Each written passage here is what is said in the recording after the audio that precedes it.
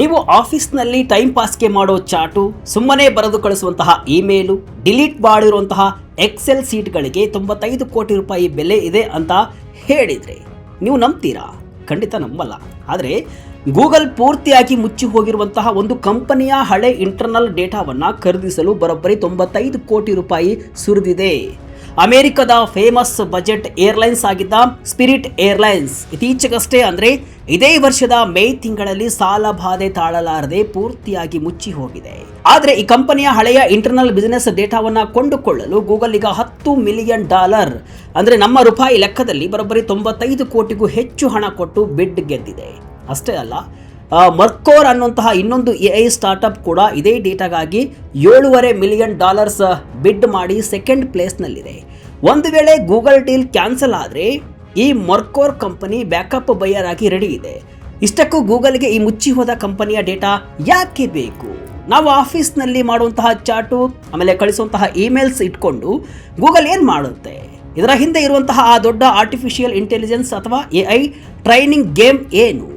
ನಿಮ್ಮೆಲ್ಲರ personal data ಏನಾದರೂ sale ಆಗ್ತಿದೆಯಾ? ಬನ್ನಿ ಈ ವಿಡಿಯೋದಲ್ಲಿ ಕಂಪ್ಲೀಟ್ ಡೀಟೇಲ್ಸನ್ನು ನೋಡ್ಕೊಂಡು ಬರೋಣ.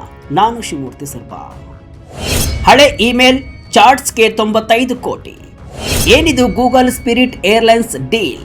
ಎಸ್ ವೀಕ್ಷಕರೇ, ದಿವಾಳಿಯಾದ ಕಂಪನಿಯ ಬಿಸ್ನೆಸ್ ಡೇಟಾವನ್ನು ಖರೀದಿಸಲು ಗೂಗಲ್ ಹಿಂದೆ ಬಿದ್ದಿದೆ. ಇದಕ್ಕಾಗಿ ಬರೋಬ್ಬರಿ $10 ಮಿಲಿಯನ್ ಅಮೌಂಟ್ ಅನ್ನು ನೀಡ್ತಾ ಇದೆ. ನಿಮಗೊಂದು ಡೌಟ್ ಬರಬಹುದು, ಅದೇನಪ್ಪ ಅಂತಹ ಡೇಟಾ ಆ ಸ್ಪಿರಿಟ್ ಏರ್ಲೈನ್ಸ್ ಹತ್ರ ಇತ್ತು ಅಂತ. ಸ್ಪಿರಿಟ್ ಏರ್ಲೈನ್ಸ್ ಅನ್ನೋದು ಅಮೆರಿಕದ ಒಂದು ಲೋ ಕಾಸ್ಟ್ ಏರ್ಲೈನ್ಸ್. ಸಾಲದ ಹೊರೆಯಿಂದಾಗಿ ಅಂದರೆ ದಿವಾಳಿ ಅಂತ ಡಿಕ್ಲೇರ್ ಮಾಡಿ ಸುಮಾರು $8.1 ಬಿಲಿಯನ್ ಸಾಲದಲ್ಲಿ ಸಿಲುಕಿ ಮೇ 2ರಂದು ತನ್ನ ಆಪರೇಷನ್ಸ್ ಅನ್ನ ಪೂರ್ತಿ ಕ್ಲೋಸ್ ಮಾಡಿತು. ಸುಮಾರು 17,000 ಉದ್ಯೋಗಿಗಳನ್ನು ಕೆಲಸದಿಂದ ತೆಗೆದುಹಾಕಿತು. ಆಗ ಆ ಕಂಪನಿಯ ಆಸ್ತಿಗಳನ್ನೆಲ್ಲ ಹರಾಜು ಹಾಕಲಾಗ್ತಾ ಇದೆ.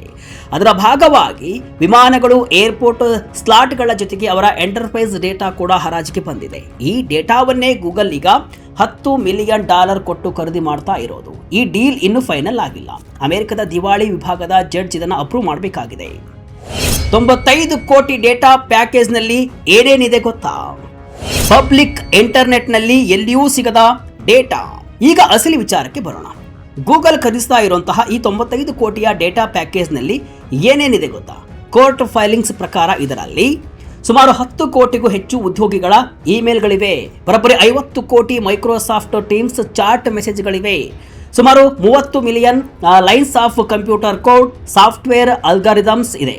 ಆಮೇಲೆ 2008ರಿಂದ ಇಲ್ಲಿಯವರೆಗಿನ ಸುಮಾರು $7.5 ಬಿಲಿಯನ್ ಪ್ಯಾಸೆಂಜರ್ ಟ್ರಾನ್ಸಾಕ್ಷನ್ ರೆಕಾರ್ಡ್ಸ್ ಕೂಡ ಇದೆ. 7.2 ಬಿಲಿಯನ್ ಕಾಂಪಿಟೇಟರ್ ಫ್ಲೈಟ್ಸ್ಗಳ ಪ್ರೈಸಿಂಗ್ ಡೇಟಾ ಇದೆ. 1986ರಿಂದ ಇರುವಂತಹ ಸುಮಾರು 1.75 ಲಕ್ಷ ಉದ್ಯೋಗಿಗಳ ರೆಕಾರ್ಡ್ಸ್, 3.4 ಮಿಲಿಯನ್ ಪೇರೋಲ್, ಆಮೇಲೆ 3-4 ಮಿಲಿಯನ್ ಪೇರೋಲ್ ರೆಕಾರ್ಡ್ಸ್ ಇದೆ. ಜೊತೆಗೆ spread sheets, calendars, HR records, audit reports, fraud related materials. ಹೀಗೆ ಒಂದು ರಿಯಲ್ ಕಂಪನಿ ಹೇಗೆ ಕೆಲಸವನ್ನ ಮಾಡುತ್ತೆ ಅನ್ನೋದರ ಇಂಚಿಂಚು ಮಾಹಿತಿಯು ಈ ಡೇಟಾದಲ್ಲಿ ಇದೆ. ಇದು ಪಬ್ಲಿಕ್ ಇಂಟರ್ನೆಟ್ನಲ್ಲಿ ಎಲ್ಲಿಯೂ ಸಿಗದ ಒಂದು ಮುಚ್ಚಿದ ಬಾಗಿಲಿನೊಳಗೆ ನಡೆದಂತಹ ಕಂಪ್ಲೀಟ್ ಎಂಟರ್ಪ್ರೈಸ್ ಆರ್ಕ್ಯೂ. ನಿಮ್ಮ ಪರ್ಸನಲ್ ಡೇಟಾ ಸೇಫ್ ಇದೆಯಾ? ಸ್ಪಿರಿಟ್ ಏರ್ಲೈನ್ಸ್ ಕಸ್ಟಮರ್ಸ್ ಕತೆ ಏನು? ಇಷ್ಟೆಲ್ಲ ಡೇಟಾ ಸೇಲ್ ಆಗ್ತಿದೆ ಆದಮೇಲೆ ಸ್ಪಿರಿಟ್ ಏರ್ಲೈನ್ಸ್ನಲ್ಲಿ ಫ್ಲೈಟ್ ಬುಕ್ ಮಾಡಿದಂತಹ ಕಸ್ಟಮರ್ಸ್ ಡೇಟಾ, ಅವರ ಪಾಸ್ವರ್ಡ್, ಕ್ರೆಡಿಟ್ ಕಾರ್ಡ್ ನಂಬರ್ಸ್ ಕೂಡ ಗೂಗಲ್ ಪಾಲಾಗುತ್ತಾ ಅನ್ನುವಂತಹ ಭಯ ಶುರುವಾಗೋದು ಸಹಜ.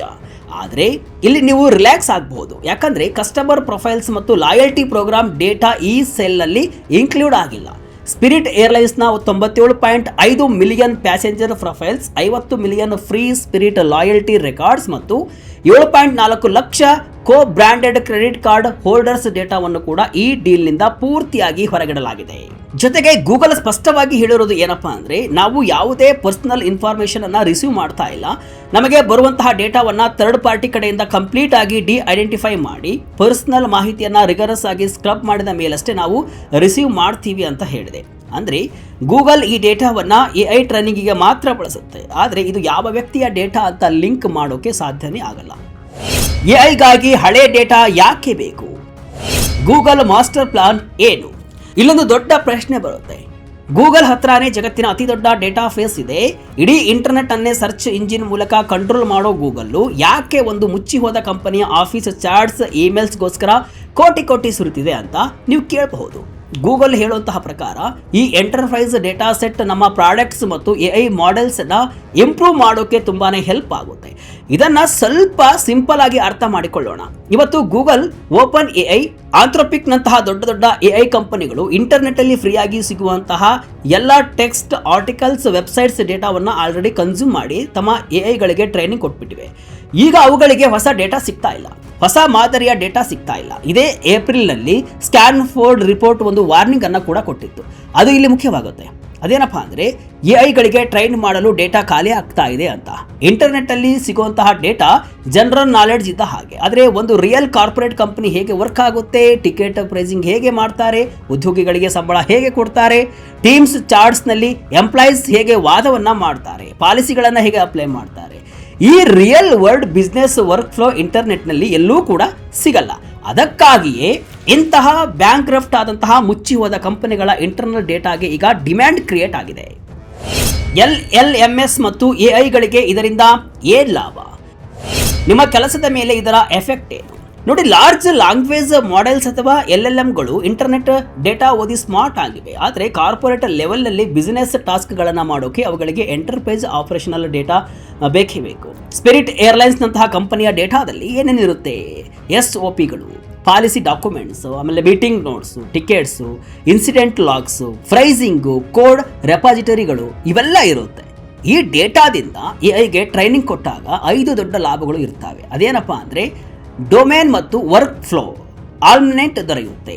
AIಗೆ ನಿಮ್ಮ ಕಂಪನಿಯ ಜಾರ್ಗನ್ ಅಂದರೆ ನಿಮ್ಮ ಆಫೀಸ್ ಭಾಷೆ, ಪ್ರಾಡಕ್ಟ್ ಲಾಜಿಕ್, ಅಪ್ರೂವಲ್ ಚೈನ್ಸ್ ಎಲ್ಲವೂ ಕೂಡ ಅರ್ಥ ಆಗುತ್ತೆ. ಇದರಿಂದ AI ರಿಯಲ್ ಟೈಮ್ನಲ್ಲಿ ಕರೆಕ್ಟ್ ಟೆಂಪ್ಲೇಟ್ಸ್ ಯೂಸ್ ಮಾಡಿ ಕೆಲಸವನ್ನು ಮಾಡುತ್ತೆ. ಎರಡನೆಯದು ಅಕ್ಯುರೇಸಿ ಮತ್ತು ಕಡಿಮೆ ಹ್ಯಾಲಿಸಿನೇಷನ್. ಇಂಟರ್ನೆಟ್ನ ಸುಳ್ಳು ಸುದ್ದಿಗಳ ಬದಲು ಈ ರೀತಿ ವೆರಿಫೈಡ್ ಆದ ಇಂಟರ್ನಲ್ ಸೋರ್ಸ್ನಿಂದ AI ಕಲಿಯೋದ್ರಿಂದ ತಪ್ಪು ಉತ್ತರ ಕೊಡೋದು ಅಥವಾ ಸುಳ್ಳು ಹೇಳೋದು ಕಮ್ಮಿ ಆಗುತ್ತೆ.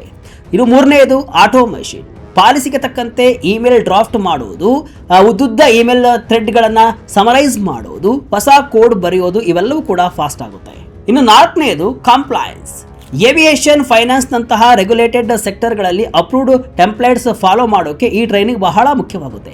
ಇನ್ನು ಐದನೇದು ಕಾಂಪಿಟೇಟಿವ್ ಡಿಫರೆನ್ಸಿಯೇಷನ್. ಅಂದರೆ ಪಬ್ಲಿಕ್ ಡೇಟಾ ಎಲ್ಲರ ಹತ್ರನೂ ಇರುತ್ತೆ, ಆದರೆ ಈ ರೀತಿ ಎಕ್ಸ್ಕ್ಲೂಸಿವ್ ಡೇಟಾದಿಂದ ಟ್ರೈನ್ ಆದಂತಹ AI ಮಾಡೆಲ್ಸ್ ಅನ್ನ ಬೇರೆ ಯಾರೂ ಕೂಡ ಕಾಪಿ ಮಾಡೋಕೆ ಆಗಲ್ಲ. ಸಾಮಾನ್ಯವಾಗಿ ಕಂಪನಿಗಳು ಇದನ್ನು RAG ಅಂದರೆ ರಿಟ್ರೀವಲ್ ಆಗ್ಮೆಂಟೆಡ್ ಜನರೇಷನ್ ಅಥವಾ ಫೈನ್ ಟ್ಯೂನಿಂಗ್ ಮೂಲಕ ಬಳಸ್ತಾರೆ. ಅಂದರೆ ಡೇಟಾವನ್ನು ಸೇಫ್ ಆಗಿ ಇಟ್ಟುಕೊಂಡು ಬೇಕಾದಾಗ ಮಾತ್ರ AIಗೆ ಆ ಡೇಟಾ ಆಕ್ಸೆಸ್ ಕೊಟ್ಟು ಪರ್ಫೆಕ್ಟ್ ಆನ್ಸರ್ಸ್ ಪಡೆಯೋದು. ಆದ್ದರಿಂದ ಈ ಡೇಟಾವನ್ನು ಗೂಗಲ್ ಈಗ ಖರೀದಿ ಮಾಡ್ತಾ ಇದೆ. 22 ಟೇಕ್ ಆಫ್ ಲ್ಯಾಂಡಿಂಗ್ ಸ್ಲಾಟ್ ಪಡೆದ ಜೆಟ್ ಬ್ಲೂ. ಹಳೆ ಡೇಟಾಗೆ ಚಿನ್ನದ ಬೆಲೆ ತಂದ AI. ಒಟ್ನಲ್ಲಿ ಗೂಗಲ್ 175ರಿಂದ 185 ಬಿಲಿಯನ್ ಡಾಲರ್ ಕ್ಯಾಪಿಟಲ್ ಎಕ್ಸ್ಪೆಂಡಿಚರ್ ಮಾಡ್ತಾ ಇದೆ. ಅಂಥದ್ರಲ್ಲಿ ಈ $10 ಮಿಲಿಯನ್ ಅನ್ನೋದು ಗೂಗಲ್ಗೆ ಜಸ್ಟ್ ಒಂದು ರೌಂಡಿಂಗ್ ಎರರ್, ಅಂದರೆ ಚಿಲ್ಲರೆ ಕಾಸು ಇದ್ದ ಹಾಗೆ. ಇದಕ್ಕೆ ಒಂದು ಬೆಸ್ಟ್ ಎಕ್ಸಾಂಪಲ್ ಅಂದರೆ ಇದೇ ಸ್ಪಿರಿಟ್ ಏರ್ಲೈನ್ಸ್ನ ಕೇವಲ 22 ಟೇಕ್ ಆಫ್ ಮತ್ತು ಲ್ಯಾಂಡಿಂಗ್ ಸ್ಲಾಟ್ಗಳನ್ನು ಜೆಟ್ ಬ್ಲೂ ಅನ್ನೋ ಕಂಪನಿ ಬರೋಬ್ಬರಿ $58.5 ಮಿಲಿಯನ್ ಕೊಟ್ಟು ಖರೀದಿಸಿದೆ. ಯಪ್ಪ, ಏನಿದು ಶಾಕ್ ಆಯ್ತಲ್ವಾ? ಎಸ್, ಫಿಸಿಕಲಿ ಏರ್ಪೋರ್ಟ್ ಆಕ್ಸೆಸ್ಗೆ ಅಷ್ಟು ಬೆಲೆ ಇದೆ. ಆದರೆ ಗೂಗಲ್ ಕೊಟ್ಟಿರುವಂತಹ ಈ 95 ಕೋಟಿ ರೂಪಾಯಿ ಇಡೀ ಟೆಕ್ ಪ್ರಪಂಚವನ್ನೇ ತಿರುಗಿ ನೋಡುವಂತೆ ಮಾಡಿದೆ. ಯಾಕಂದರೆ ದಶಕಗಳ ಕಾಲ ಯಾವುದೇ ಕಂಪನಿಯ ಸರ್ವರ್ಗಳಲ್ಲಿ ಸುಮ್ಮನೆ ಬಿದ್ದಿರುವಂತಹ, ಯಾರಿಗೂ ಬೇಡ ಅನ್ನುವಂತಹ ಹಳೆ ಡೇಟಾಗೆ ಕಂಪನಿ ಸತ್ ಮೇಲೂ ಇಷ್ಟೊಂದು ಬೆಲೆ ಬರುತ್ತೆ ಅನ್ನೋದು ಯಾರಿಗೆ ಗೊತ್ತಿರಲಿಲ್ಲ. ಆರ್ಟಿಫಿಷಿಯಲ್ ಇಂಟೆಲಿಜೆನ್ಸ್ ಜಗತ್ತು ಇಂಟರ್ನೆಟ್ ಡೇಟಾವನ್ನು ಮುಗಿಸಿ ಈಗ ಮುಚ್ಚಿ ಹೋಗಿರುವಂತಹ ಕಂಪನಿಗಳ ಇಂಟರ್ನಲ್ ಡೇಟಾವನ್ನು ಹುಡುಕಿ ತಿನ್ನುತ್ತಾ ಇದೆ. ಇದೊಂದು ದೊಡ್ಡ ಟ್ರೆಂಡ್ ಸೆಟ್ಟರ್. ಮುಂದಿನ ದಿನಗಳಲ್ಲಿ ಭಾರತದಲ್ಲೂ ಕೂಡ ದಿವಾಳಿಯಾಗುವ ಕಂಪನಿಗಳ ಅಸೆಟ್ಸ್ ಜೊತೆಗೆ ಇವರ ಇಂಟರ್ನಲ್ ಡೇಟಾ ಕೂಡ ಕೋಟಿಗೆ ಹರಾಜಾಗೋದ್ರಲ್ಲಿ ಯಾವುದೇ ಡೌಟ್ ಇಲ್ಲ. ವೀಕ್ಷಕರೇ, ಗೂಗಲ್ನ ಈ ಡೇಟಾ ಹಂಟ್ ಬಗ್ಗೆ ನಿಮ್ಮ ಅನಿಸಿಕೆಯನ್ನು ಕಮೆಂಟ್ ಮೂಲಕ ತಿಳಿಸಿ. ಇದಿಷ್ಟು ಇವತ್ತಿನ ವಿಶೇಷ. ಇದೇ ರೀತಿಯ ಹಲವು ವಿಶ್ಲೇಷಣೆ ಮಾಹಿತಿ ಅಷ್ಟೇ ಅಲ್ಲ, ಮನರಂಜನೆಯ ವಿಡಿಯೋಗಳಿಗಾಗಿ ವಿಜಯ ಕರ್ನಾಟಕ ವೆಬ್ಸೈಟ್, ಫೇಸ್ಬುಕ್ ಹಾಗೂ ಯೂಟ್ಯೂಬ್ ಪೇಜನ್ನು ಫಾಲೋ ಮಾಡ್ತಾ ಇರಿ. ಧನ್ಯವಾದಗಳು.